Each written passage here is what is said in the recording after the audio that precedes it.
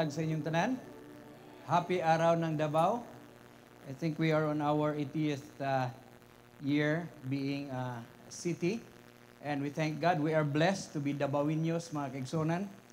Ang uban tayo sa inyo, mga dayo ra dinhi, pero ako dirigid ko na tao sa Davao. Hallelujah. So I am pure-blooded Davaoeño. And we thank God our city has reached this far. And we thank the Lord for blessing us, for blessing our city, a peaceful city, mga kaigsuunan. Amen? Okay, so lipay ta, nga parta sa Davao City. So we would like to celebrate with the city government usab. However, I believe that a lot of Davaoeños also are so emotional today because of what happened to our former president, as well as sa atong former mayor. Gigamit po si President Duterte nini nga ato nga city. So anyway, God is still in control. Amen? Na ay daghang kaayong mag-ingon mag-people power na.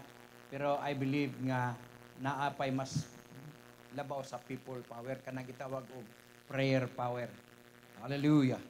So muna atong mahimo, let's continue to pray for him. Kung unsay dangatan mga kaigsuunan. Anyway, kita magpadayon, no? Naigingon ang panultion nga the show must go on. Amen. Let's continue. While side magig ko nga we have biases here, and I believe that most of us mga taga Davao murag tuwag yun kang Duterte, pero kung naibibim din ay lang pag singgit-singgit kay basig kastiguhon ka dire. Joke lang na magud ko nang nagkuan to sa tabato. No? But anyway, mabibiiman o Duterte, Jesus is Lord gihapon, mga kaigsunan. Siya ang atong hari. He is the King of Kings and the Lord of Lords. So we are on our third week na atong series nga Forward March. Everybody say Forward March. Okay. Magapadayon kita sa pag-abanti, mga kaigsuunan. You know, we already discussed ang first 2 weeks, no? We discussed about go on. If you want to move forward, you must go on. Magpadayon ka, dili patras, dili mo undang, no? And then last week we discussed about focus on. It's very important that we will focus where we are headed, asa ang atong direksyon.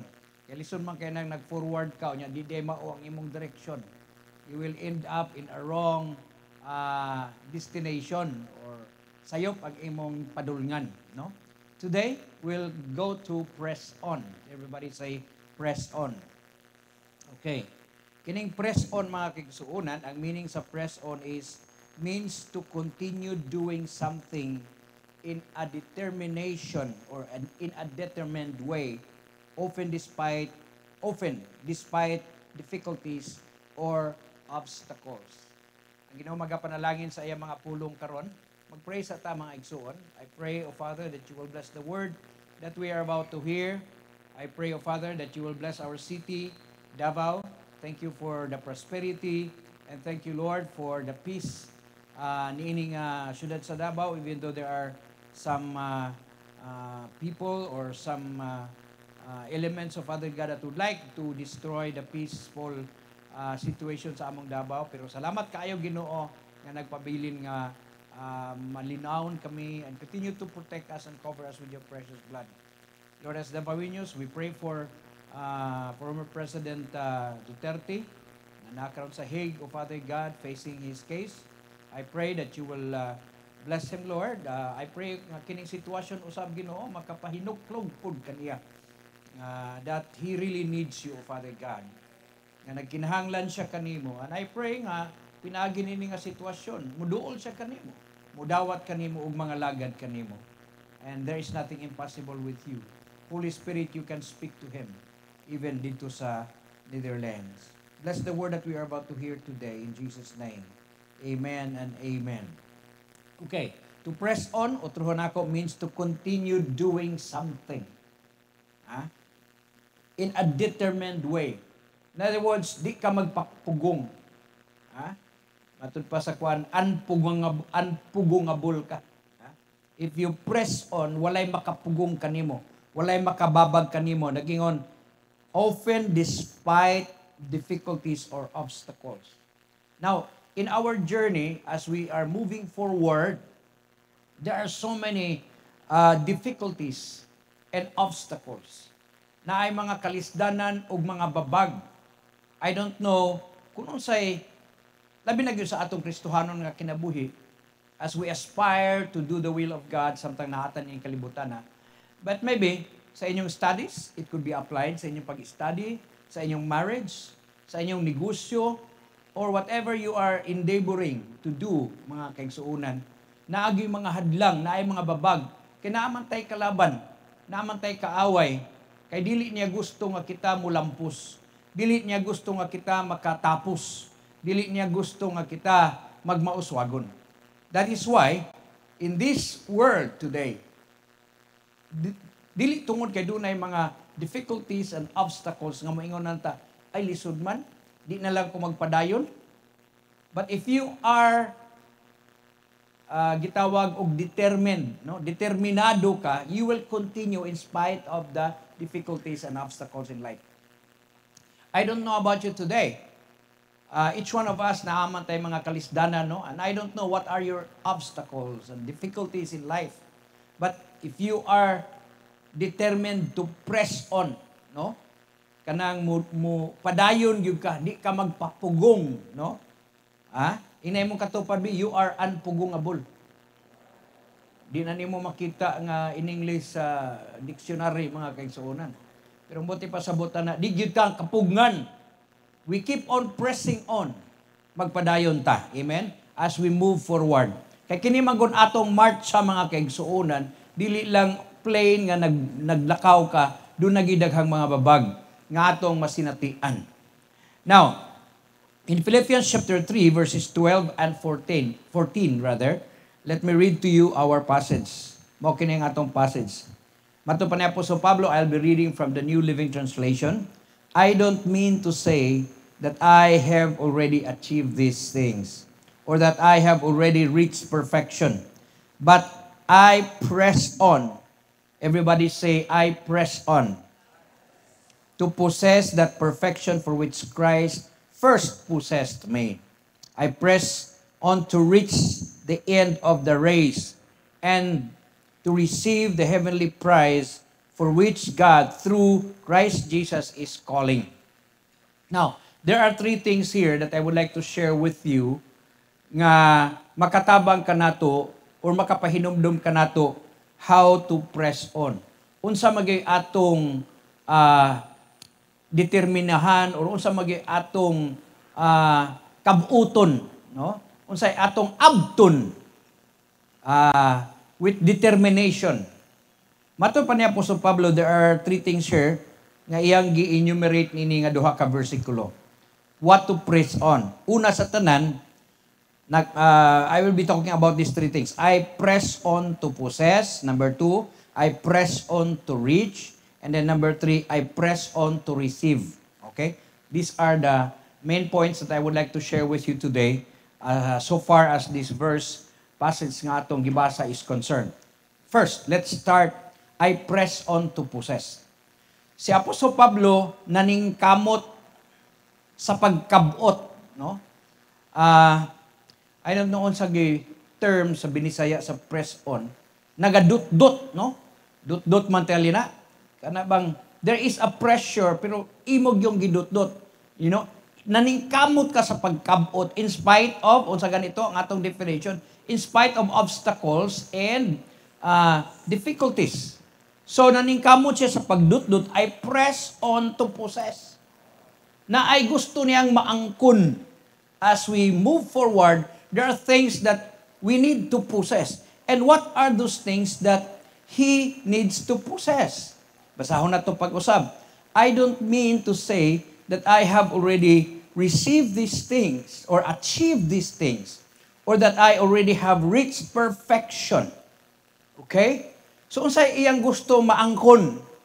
Ang iyang maangkon as he press forward, as he press on is to possess perfection. Mo ning gingon dinhi nga moabot ako sa pagkahingpit, no? Let's continue reading. But I press on to possess the perfection for which Christ first possessed me. Okay? Mao na ang una niya nga ginakabot. Mao na ang una niya nga giasdang yun, no? Is perfection. Now, kung atong tan-awon mga kaigsuunan, that is the goal. Ang goal nato bisag wala pa ta moabot sa langit, nga makabot nato ang perfection. Mapossess nato for which first Christ possessed me. Before you can possess that perfection nga giisgutan diri sa balang kasulatan, first of all, you've got to be possessed by Christ. Mato pa ni Apostol Pablo, before he could possess perfection, he first possessed Christ. Now, let me clarify mga kaigsuunan, what is perfection? No? Ang meaning sa perfection mga kaigsuunan, dili nang kanang, ma-perfect na kita, di na kita makasala, no? Perfection, di ba? Maunang atong hunahuna nga ma-perfect ta, mahingpit na ta. Pero, ang Greek word sa perfection, mga igsuon, sa perfect, gikan sa Greek word, tilios, no? Tilios. Okay? Ang buti pasabot sa perfection, sa tilios, which signifies wholeness, completeness, or maturity. Now, dili buti pasabot nga ang perfect, dili na makasala. Kahingpit na siya. But it simply means maturity. Muhingkod kita sa atong pagpangalagad sa Ginoo. And that is supposed to be what we are going to press on as Christians. Because we started as babes in Christ. Mga bata pata sa Ginoo. You know, usahay, dali lang ta masilo, dali lang ta mangluod. Pero gusto sa Ginoo nga muhamtong kita. Because this is the goal of every Christian. To have that Christ-like character. And what is Christ-likeness? That is the maturity of Christ. And that is the maturity of every Christian. In fact, ang word din mga kaigsunan, basahon na, let me bring you to Ephesians chapter 4 verse 3. Sa King James Version, ang gigamit gihapon ni ana, perfection. Nagyon din till we all come to the unity of the faith and the knowledge of the Son of God. This is talking about the process of equipping. Kung imong basahon ang, if you will read the context of this in verse 11 and 12, God gave some to be apostles, prophets, evangelists, pastors, and teachers. What is the purpose? To equip the saints for the work of the ministry. Okay? I-equip ta, i-disciple ta for us to do the work of the ministry. Until when? Morning sa verse 13. Till we all come to the unity of the faith and of the knowledge of the Son of God and to the perfect man, to the measure of the stature of the fullness of Christ. Ang sukdanan sa atong perfection is Jesus Christ. Mao na hinungdan ngano nga naatay discipleship. What is the purpose of discipleship? Is to develop the Christ-like character in our lives. O ang ato nga tumong, ang atong stature, ang atong sukdanan ba, standard of maturity, dili si Bishop Hurley, dili si Pastor Joel, dili si Pastor Roger, dili si Pastor Peter, o uban nga mga leaders nato dinhi, kundili si Jesus Christ ang atong standard. Amen? So, perfect man. Mao na ang purpose nga gipursu ni Apostol Pablo that I will become perfect. But as I said mga kaigsuunan, ang perfect, dili na parehas sa atong hunahuna nga mura na tag santos nga di na kita makabuak og plato.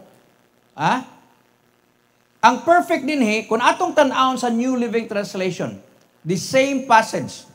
Pero ang ilang gigamit nga word nagingon, this will continue until we come to such unity in the faith and the knowledge of God's Son that we will be mature in the Lord. Everybody say mature in the Lord.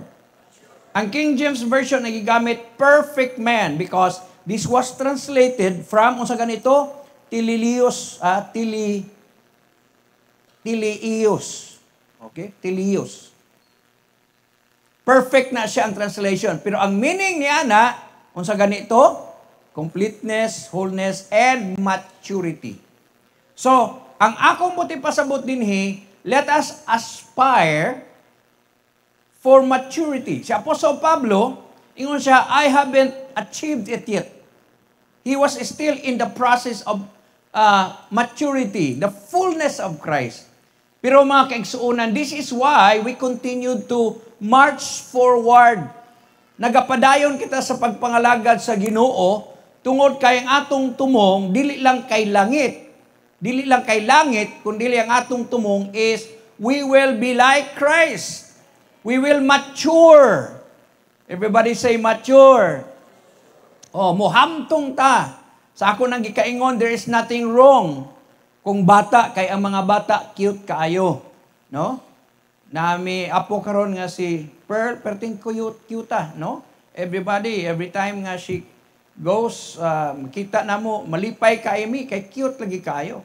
Pero after 20 years, kung ingana gihapon siya, di na siya cute, cute na siya. And Christians, we need to grow in the Lord. That is why ang atong church, CLC, we are into disciple making. Because Jesus said, go and make disciples. Unsa ang being disciple? We discipline ourselves, we train yourselves, brothers and sisters, to become like Christ. And that is perfection. Muna ang ibig sabihin sa perfection. Unsa ganitong ibig sabihin sa perfection? Maturity. No? Inay mo katupad bi? Grow up. Oh, naayo bang mga Kristohanon igsoon nga dugay nga lagad sa Ginoo, luuran lang gihapon. Ha? Wa pa ma-perfect. Ang kitang tanan wa pa man kita ma-perfect pero naay magpadayon kita hangtod nga maparihas kita ni Ginoong Hesukristo. Amen. Number 2, I press on to reach. Dila lang kay ma-possess niya ang maturity or perfection, but he said, I press on to reach. Check this out. Basahon na itong pag-usap. Verse 14a. I press on to reach the end of the race. Okay? In other words, while he is aspiring for possessing the perfection while we are here on earth, and let me tell you, perfection doesn't happen in heaven, but while we are here on earth, samtang nagbiyahe pa tanin ning kalibutan na, but while he is running after perfection or pursuing after perfection, matod pa niya dinhi, I also press on to reach. This is very important nga maabot nato ang finishing line. Mao man na ang lumba, no? Dili lang kay nagsugod ka pero you don't reach the end of the race. Dali ra kaayo ang mga tao magsugod. It's easy to start, but ang pangutana, can you finish the race? Daghang kayong mga estudyante, nagpa-enroll sila, first year college, or unsa ilang kurso, pero ang pangutana, ang tanan ba makamartsa o makadawat og diploma nga iyang natapos ang iyang kurso? So, brothers and sisters, my friends, this morning, muatol pa ni Apostol Pablo, why do we march forward? To reach the goal, to reach the end. So, hingon siya, I press on to reach. Ang pugo nga bulgid siya.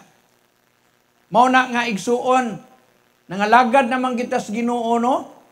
Daghan tingali mo pugong, mubabag kanimo, pero wa gi makapugong nato. We will continue. Salamat sa Ginoo. Until now, naaghihapon ta sa race, mga kaigsuonan. Palakpakan nato si Lord, be. So many of us started, and for years back, makita na ko, di lang ko maka ila sa inyong mga pangalan individually, but I saw you years back, even some maybe 20 years or 10 years ago, but you are still here. Nga naman mga kaigsuonan, you are pressing on to reach, amen? To reach the end of the race. Hinumdumi na, mao nang atong goal, nga makaabot ta dito sa tumoy, igsuon. Hallelujah. Bisag daghang mga pagsulay, daghang tingalig mga babag sa atong kinabuhi. But we thank God, we are still on our journey. We are still on our race. And let me tell you, wala pa ta moabot sa finishing line. So samtang napata din, let us press on to reach the end. Amen ba? Imong katupad, padayon kita. You know, si Apostle Pablo, this is how he reached. Unsa maron? Parad di kay na akong napabaday parid, no? Napamuman. Anyway, 2 Timothy chapter 4 verse 7. Sabi ni Apostle Pablo, this is how he pressed on.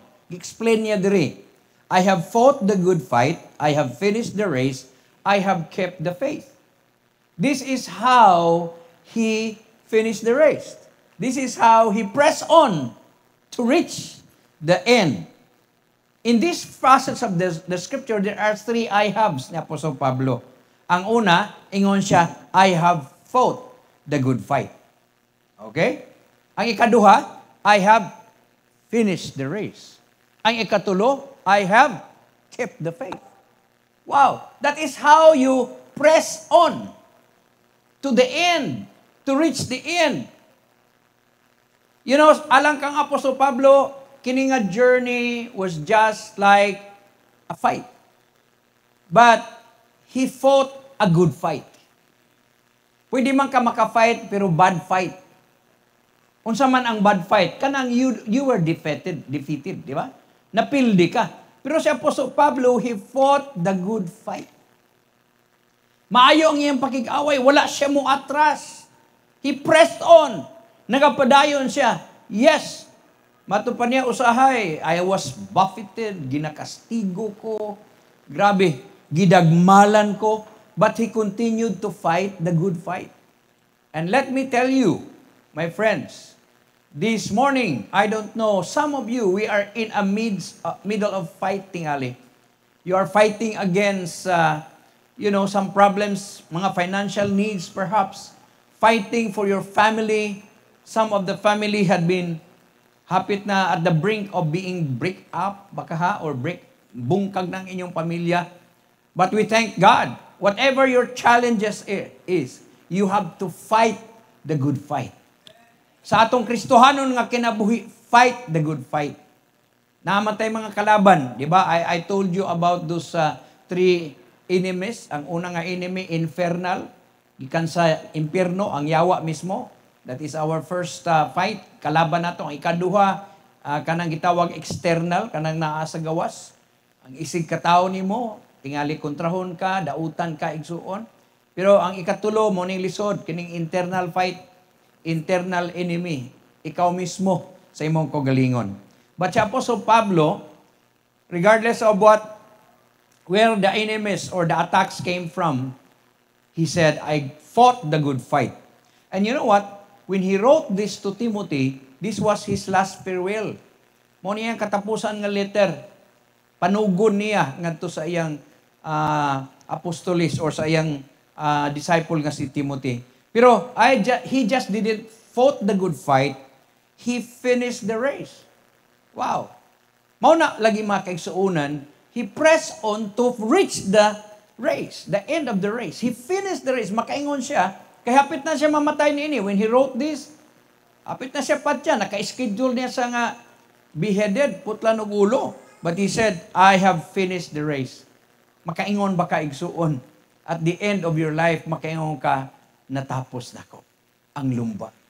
It's very sad, mga igsuon, nga wa nato matapos, kay may undang ta. You know, pag-abot sa mga obstacle, pag-abot sa mga pagsulay, may undang ta sa pagpangalagad sa Ginoo. I would like to encourage every one of us today to finish the race. And of course, I have kept the faith. He just didn't finish the race, but he kept the faith. Lisod man kay na, natapos ang imong kinabuhi niya, Kristohanon ka, nahimo na minong ka Muslim.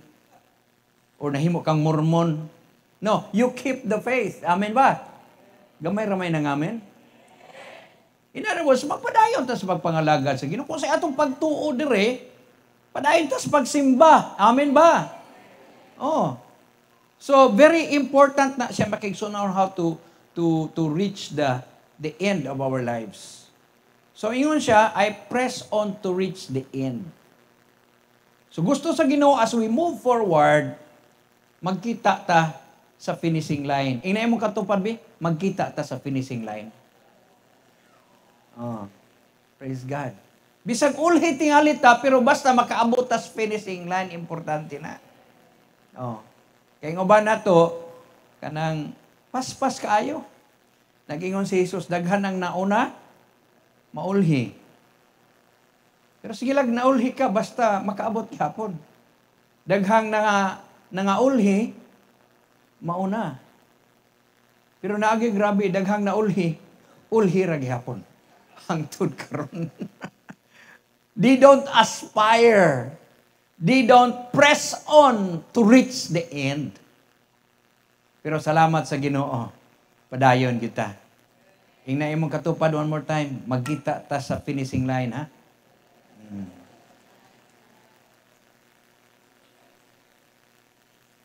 Number 3. The last is I press on to receive. Wow. Ning press on siya, iyang gikabot, ming asdang siya sa pagkabot, aron madawat niya ang ganti. Philippians 3:14b. I press on to receive the heavenly prize for which God, through Christ Jesus, is calling us. Wow! In spite of all the difficulties, in spite of all the trials and obstacles, kung magpadayon ta, ang tumong ni Apostol Pablo, that at the end game gyud, at the end of the race, hallelujah, dili lang kay nakatapos siya, but there is what we call prize. Dunay ganti na ay reward. Amen. Are you excited about it? So ang makadawat og reward, mga igsuon, kadtong nagapadayon, kadtong naga-press on. Hallelujah. Mao ning gingon ni Apostol Pablo. There is a reward awaiting for us. Ayaw ka bala ka igsuon, dili sayang ang imong pagkinabuhi nining kalibutana, because God is gonna give you reward sa imong mga sufferings tingali, sa imong mga pag-antos, sa imong mga sacrifices, sa imong pag-win souls and make disciples. There is going to be a reward that at the end of the race, hallelujah, na ay ganti nga nagapaabot ka nato, mga kaigsuunan. Wow! So ang reward to adito, katong nagpadayon, kana bitong mga estudyante, ang makadawat og diploma kadto mang nagpadayon. Pero kung di ka mo magpadayon, muundang ka sa imong pag-eskwela, you won't get or receive any reward. So there's gonna be a reward, because this is God is calling us. Christ is calling us. Magpadayon ta kay dunay ganti nga atong madawat unya, mga igsuon. Of course, kanang ganti is eternal life, but along with the eternal life, dunay mga ganti. You know, nagingon na bala ang kasulatan sa 2 Timothy chapter 4 verse 8. Now there is in store for me a crown of righteousness. You know, after he said that I have fought the good fight, I have run the race, and then I kept the faith. And then the next verse nagingon, now there is in store for me, unsa? A crown of righteousness, which the Lord, the righteous judge, will award to me on that day. And not only to me, but also to all who have longed for His appearing. Hangtod sa iyang pagbalik, mga igsuon, we will continue magpadayon ta, and we will receive a reward. So si Apostle Paul, mamingon siya, well, I am now ready to die. Patyuno naman siya because of his faith, because he spread the gospel. Ingon siya, dili sayang ang akong pagpadayon because I know that there is a reward awaiting for me. Na ay ganti nagahulat kanako. Igsuon, naabay ganti nga maghuwat sa inyo. Mato pa ni Apostol Pablo, ang ganti nga naghuwat sa iya, kanang crown of righteousness. Kuruna. No? Mao man ang ilang kuan sa una, kana bitong mga karon kuan man kanang medal o kanang usay nga nana trophy sa ila kuruna. Mato pa ni Apostol Pablo, dunay kuruna. That means kung kurunahan ka, you are an awardee. Makadawat ka og award na ay reward nga ihatag sa imo. Now igsuon, mas maayo na nga pag-abot nato sa langit. Dapat na po tay kuruna nga atong isulob. That means nga you receive a reward. O sa man ang kuruna. Matod pa ni Apostol Pablo dinhi, not only to me, but for all those who love His appearing. No? Kadtong naghuwat sa akong sa iyang pagbalik. So natay kuruna mga kaigsuunan. And you know, what are the crown? Unsa man ning kuruna? Sa Philippians chapter 4 verse 1. Philippus chapter 4 verse 1. Sabi dito, therefore my dear brothers and sisters, stay true to the Lord. I love you and long to see you, dear friends, for you are my joy and the crown I receive for my work. So kini daing kuruna igsuon kadtong mga tao nga iyang nadala sa Ginoo. Mo dito iyang kuruna. So, unsabi o ti pasabot niini? Kung naa kay na win soul and make disciples, kung naa kay nadala sa Ginoo, sigurado na ang imong kuruna. Gamay-ramay na ngamin. Ang tanang siguro nga makadawat og kuruna mo singgit og amen. Hallelujah.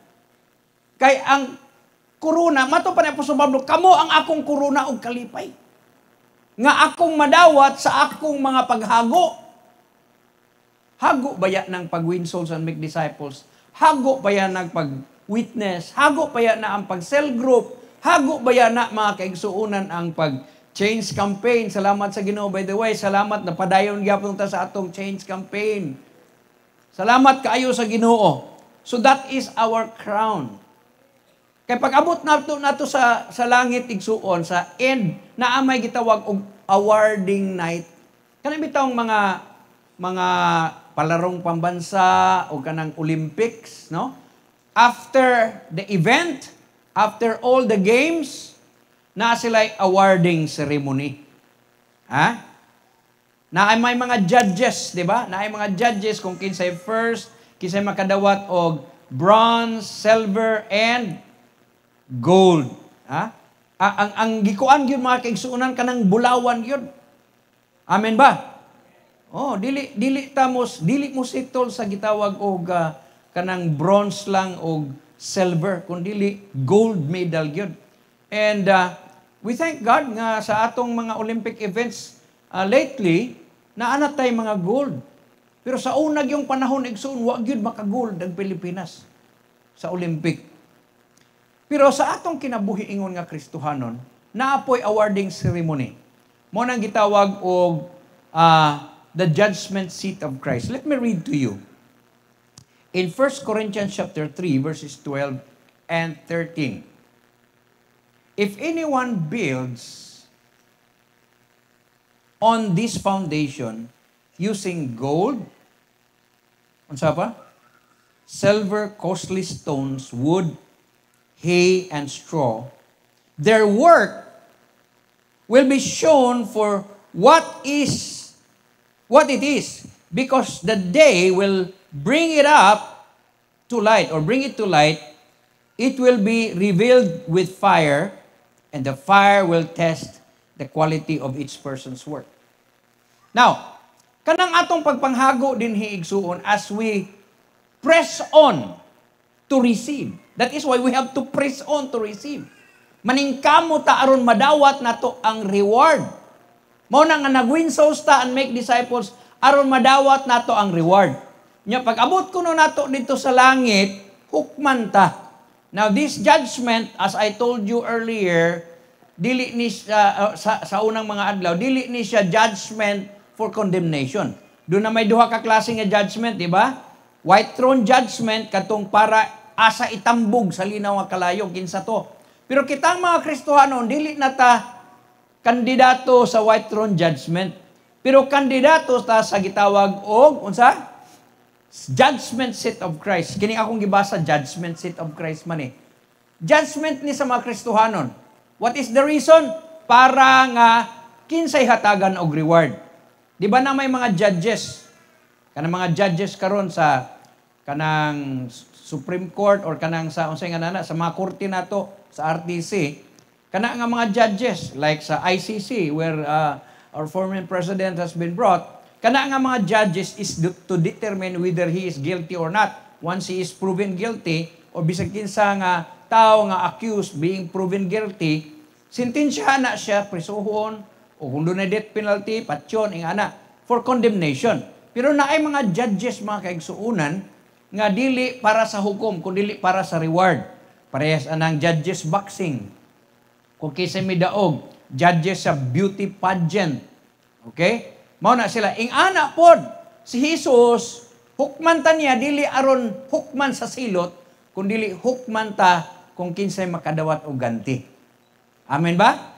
So kining atong mga pagtrabaho, pagpanghago, dad-o nato dito mga kaigsuunan, unya gi-enumerate nga po sa Pablo dinhi. Dunay lain-laing klase nga material sa atong paghago o pagpantrabaho nining kalibutana.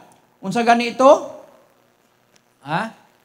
Ingon dinhi the day will come and will test the quality of each man, no?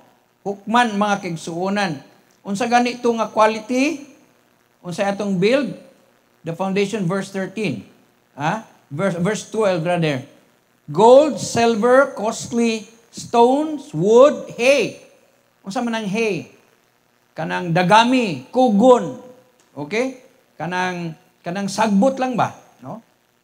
Kay mao man ni ang building materials as we are building the house of God. Pero mas maayo gito ang pinakataas kanang gold gyud mga kaigsoon kay dili man na matunaw. Amen? Hallelujah. Amen? Silver, di po matunaw na siya may kaigsuunan. Pero, ang gipakita ni Apostol Pablo dinhi, nga dapat ang atong trabaho, bulawanon nga trabaho. Amen ba? Dili sagbot-sagbot lang nga trabaho. Because it is going to be revealed by fire. So, as we reach the end of the race, God is going to give us crown. Amen? Crown of righteousness nga atong madawat unya. Nganong makakorona ta? Because kinsa ganitong atong korona?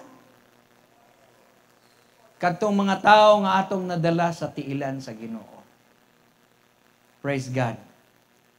Ina yung katupad bi, go for gold.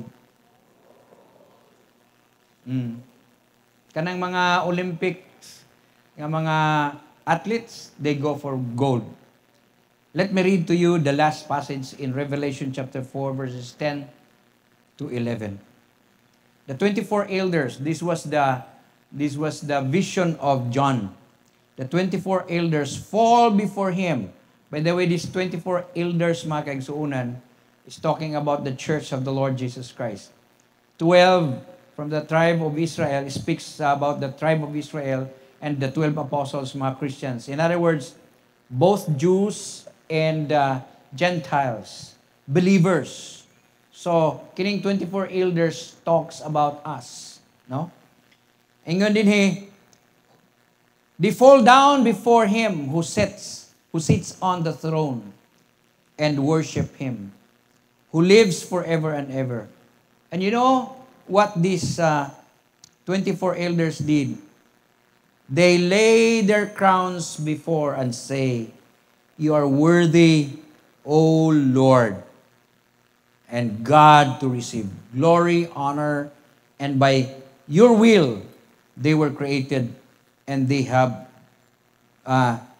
their being. In the last days, at the end of the race, we will receive, mga kaigsuunan, hallelujah, the reward. Amen ba? Ang ganti. Pero pag-abot sa ganti, mga kaigsuunan, nanatay korona, as we face the Lord, ato raman po nang ihatag sa Ginoo. Nga Lord, actually, ang akong pagpanghago, Ginoo, I don't deserve this. Dili ko worthy. Imo ning tanan, Lord. Ug akong ihatag diha kanimo. Sa atong worship team. This is the scenario, mga kaigsuonan, pag-abot nato sa langit. Hallelujah. Amen? Kung unsa may atong maangkon nga bulawan, silver, or whatever reward, nga ihatag sa Ginoo sa ato ramang gihapon ang hubuon ang atong mga medalya. Hubuon man gihapon nato atong mga korona og mga ingon ta Ginoo. You are worthy of it all. Nadawat nako ni tungod kanimo. And this is yours, O Lord. And I pray that as we face God, all of us na atay bulawan nga korona nga atong ikahalad kaniya. Pait kayo igsuon nga pag-abot nato sa langit, ang atong dala, dagami. Kugon ray imong ihatag sa Ginoo. Sagbot lang imong ihatag sa Ginoo. Mao na nga before ta, let us press on. Mao lagi na, inay mong katupad one more time, go for gold. In other words, atong dadon ang atong mga katawhan. Mga friends, because the people that we brought into eternity, they will become your crowns. And praise God. We could truly worship God. That is what worship is all about. Lord, kining korona nga akong imong gihatag sa ako, di ko angayan ini.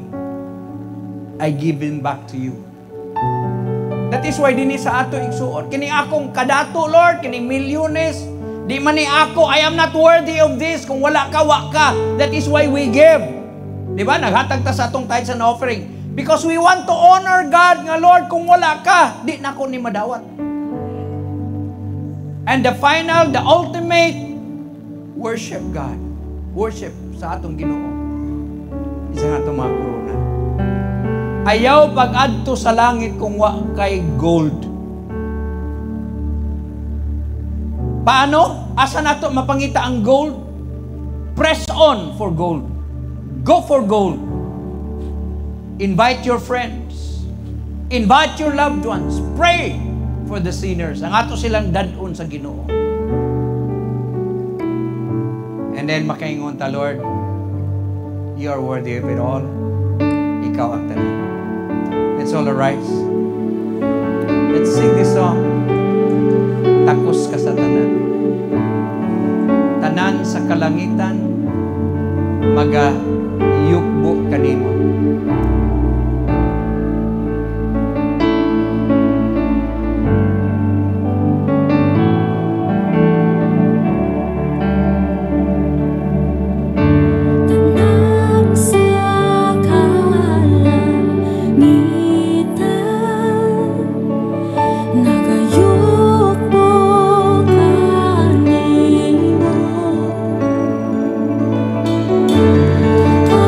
Ang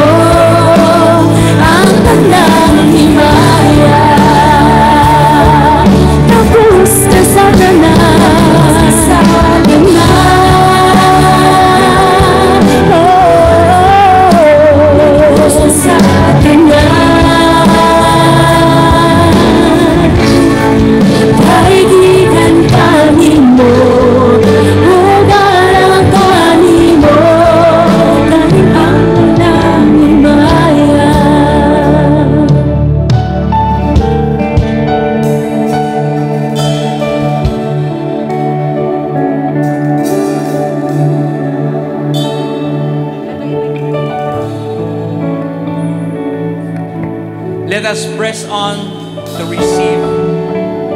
Let us press on, mga kaigsuunan, to possess. And let us press on, hallelujah, to reach. Today, I would like to challenge each one of us as we move forward, as we forward march.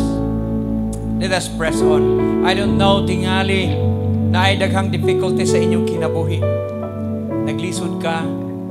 But let me tell you, as we press on, God is always there with us, with the power of the Holy Spirit. Let me just pray for you. And labi na gyud nga mag-press on gyud ta to receive. Sayang ang atong daggan kung pag-abot na sa sumoy, wa tay madawat. Nya daghan kayo mga tao sa atong palibot nga pwede na ito madalas dilan sa Ginoo. Can we just raise our hands today? Lord, ako nagampong ikaw magapanalangin sa imong makatawan karon. As we press on to possess perfection, as we press on to reach the end, and we press on, Lord, to receive the reward. I pray, Father, that you will bless each one of us. Yes, Lord, salamat kaayo sa imong tabang. Taliwala sa mga babag, kalisdanan, sa among pagbiyahe ni ining among pagpangalagad kanimo. You are helping us, Lord. Thank you that we'll continue to be with you. Magpadayon gid mi Ginoo. We'll continue, Lord, bisan pa man sa imong pulong karon nga among nabatian. I pray, O Father, that the word will become alive in our hearts. That we will indeed press on, O Father God. Way makapugong namo, Ginoo. And salamat, Lord, sa among kuruna. Come on, just raise your hands and thank God for the crown of gold. Hallelujah. Thank you for the reward. Lord, we commit ourselves. Nga pag-abot namo dito sa langit, we are not empty-handed, Lord. Naagid mi kuruna nga among i-lay down before you. Lord, dili mi maghatag og hay or kanang straw lang, Lord. Mga sagbot lang, kung dili kuruna. Because that means that we want to honor you. Pasidungdan ka naman. We just want to bless you and thank you for your word today. In Jesus' name, amen.